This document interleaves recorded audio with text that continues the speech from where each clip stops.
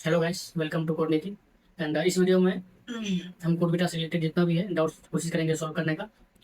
And चलो तो video शुरू करते हैं।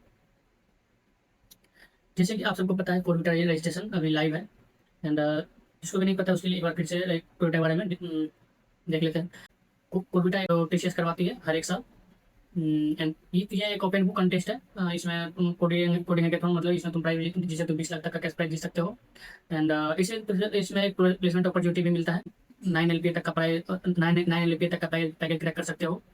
कोविड सीजन 13 का एलिजिबिलिटी क्राइटेरिया यह है कि कोई भी साइंस या इंजीनियरिंग ग्रेजुएट 26, 27, 28, 29 हो। एंड मेरी 26 के लिए ये इंपॉर्टेंट है क्योंकि सिर्फ 26 वाले ग्रेजुएट को प्लेसमेंट अपॉर्चुनिटी के लिए कॉल आएगा। पहला इशू को बहुत सारे फेस कर रहे हैं, जैसे अकाउंट को लॉगिन करने में इशू। लॉगिन करने में मोस्टली जैसे तुम कोविड पोर्टल लॉगिन कर रहे हो तो उसमें तुमको कोविड वेबसाइट लोड होने में बहुत टाइम ले रहा होगा। उसके बाद लॉगिन करने में ओटीपी का मसला वो नहीं पता चल रहा होगा। सबसे पहले यह है कि यदि टाइम वेबसाइट खुलने में लेट हो रहा है तो कोशिश करना क्रोम ब्राउज़र में वेबसाइट ओपन करने का। एंड यदि उससे भी नहीं हो, वेबसाइट ओपन हो रहा है तो कोशिश करना वेबसाइट को डिलीट करके फिर से रिलोड करके फिर से ओपन करने का यूआरएल। उसका यदि वाला ओपन हो जाए तो फिर जो जो ईमेल से तुम रजिस्ट्रेशन किए होगे और या तो रजिस्ट्रेशन के अगर तुम यूजर नेम क्रिएट किए होगे, तुम दोनों में से कोई एक इंटर कर सकते हो साइन इन के लिए। और जैसे तुम साइन इन करोगे तो वहाँ तुमको वन टाइम पासवर्ड मिलेगा, मांगेगा। वन टाइम पासवर्ड इंटर करना है तेरे को ऑथेंटिकेटर से। जैसे तुम माइक्रोसॉफ्ट या गूगल ऑथेंटिकेटर सेटअप किया होगा तो वहाँ से वन टाइम कोड वहाँ पे इंटर करना है जो 30 सेकंड के लिए वैलिड रहता है। तो कोशिश करना 30 सेकंड के अंदर वो कोड इंटर करने का और साइन इन करने का। यदि तुम यदि साइन इन सक्सेसफुल हुआ तो कोड बिटा के होम पेज पे चले जाओगे। यदि तेरा वहाँ पे रजिस्ट्रेशन 100% कंप्लीट नहीं है तो वहाँ पे दिखा देगा कि तुम रजिस्ट्रेशन मतलब इतना देर में कंप्लीट करना है। वहाँ पे टाइमर शो कर रहा होगा। तो कोशिश करना है टाइमर खत्म होने के पहले तेरे को 100% प्रोफाइल कंप्लीट करना है। 100% प्रोफाइल कंप्लीट करने के लिए तेरे को तुम तेरा ग्रेजुएशन ईयर सेलेक्ट करना होगा और वहाँ पे ग्रेजुएशन ईयर, उसके बाद ग्रेजुएशन ईयर, तेरा कॉलेज का नाम। यदि कॉलेज का नाम नहीं मिला है तो वहाँ पे अदर सेलेक्ट कर सकते हो। उसके बाद nearest TCS location to your college college या इंस्टीट्यूट ये करना है। उसके बाद सीटीडी नंबर, सीटीडी नंबर मतलब सबमिट करना। सीटीडी नंबर मैंडेटरी है, जो मतलब यदि तुम सीटीडी नंबर दोगे तभी मतलब तुम उधर हायरिंग प्रोसेस में फिर आगे काम आएगा। सीटीडी नंबर क्रिएट करने के लिए टीसीएस नेक्स्ट पोर्टल पे जाके वहाँ पे मतलब जो रजिस्टर ईमेल आईडी कोई दिया हो वही ईमेल आईडी रजिस्टर करना है। उसके बाद सीटीडी रेफरेंस नंबर क्रिएट हो जाएगा, वहाँ पे सबमिट करके प्रोफाइल 100% कंप्लीट कर लेना।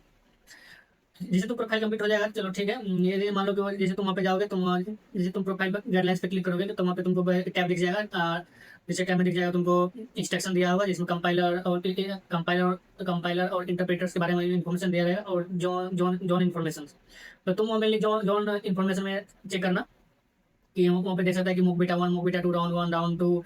सबका मतलब दिया हुआ है, लेकिन सबका अभी डेट मतलब डेट ऑफ टाइम टीबीडी है, मतलब date of time to be decided. अभी डेट डिसाइड नहीं हुआ है, डेट डिसाइड होगा मतलब कमिंग डे, मतलब इस मंथ के अंदर जब जब तक रजिस्ट्रेशन खत्म होते हैं मतलब उसका सबका डेट आ जाएगा। और राउंड 1 के पहले दो दो मोक बीटा होने वाला है, मोक बीटा 1, मोक बीटा 2। उसके बाद फिर राउंड 1 होगा। राउंड 1 2 जोन में होगा, जोन 1, जोन 2। जैसे टीसीएस का जितना लोकेशन है उसको दो भाग में बांट देता है, मतलब जोन 1 और जोन 2। तो उसके बेसिस पे मतलब लेता है, क्योंकि जो राउंड 1 में बहुत सारे पार्टिसिपेंट रहते हैं तो मतलब कि वो रहता है कि उसको आधा आधा करके मतलब दो जोन में लेता है।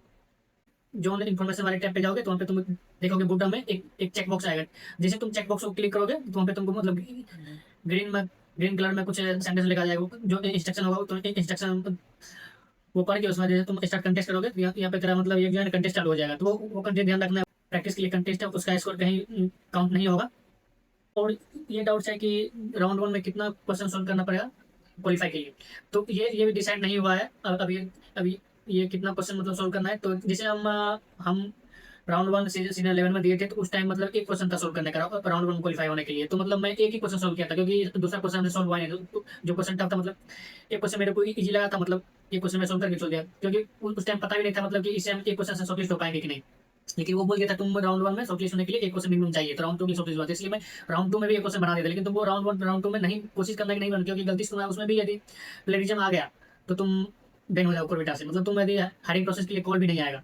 तो इसलिए करना है कि यदि राउंड 1 तुम शॉर्टलिस्टेड हो जाओगे तो राउंड 2 देना ही नहीं है, छोड़ देना बस। तुमका अपने प्रिपरेशन करना, तुम प्रिपरेशन स्टार्ट कर देना कोडिंग असेसमेंट का। उसके बाद जैसे राउंड 1 में तो राउंड 1 में तुम शॉर्टलिस्ट हो जाएगा और कोड बेटा का जैसे प्राइस प्राइस रेमनी खत्म होगा, कोड बेटा जो होता है ग्राउंड फिलाना सेरेमनी, तो उसके बाद तेरा मतलब हायरिंग प्रोसेस स्टार्ट हो जाएगा। उसके बाद एक मेल आएगा तुमको जिसमें तुम चूज करना है एग्जाम सेंटर चूज करने के लिए, मतलब एनक्यूटी की तरह, मतलब इन पर्सन कोडिंग असेसमेंट होगा। उसमें तुमको दो कोडिंग क्वेश्चन देगा, एक इजी और एक मीडियम। इजी मीडियम रहेगा, उसमें तुमको सोल्व करना है क्वेश्चन। यदि तुम उसमें जितना तुम स्कोर कर पाओगे उसके बेसिस पे तेरे को फिर कॉल आएगा डिजिटल प्राइम और निंजा के लिए।